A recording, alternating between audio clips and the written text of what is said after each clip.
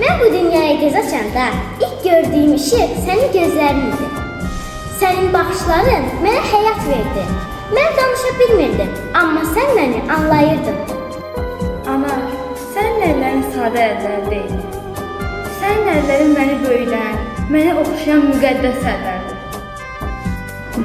Gecələr mən rahat yatım deyə sən yuxusuz qalırdın.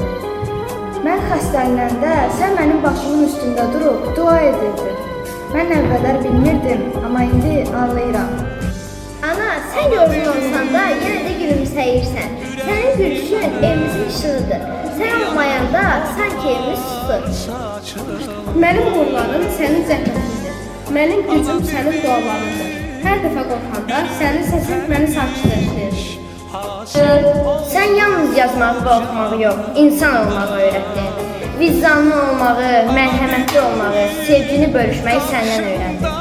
Bəzən səni incitmiş ola bilərəm, sözünə baxmamış ola bilərəm, amma sən məni ürəyimin ən dərin yerindəsən. Mən böyüyəcəyəm, amma sənin üçün həmişə o balaca uşaq qalacaqam. Mənim üçün dünyanın ən təhlükəsiz yeri sənin qucağındır. Mən ilk addım atanda əlimi ilk sən tut. Mən yıxılanda mən ağlamam, sən ağlama.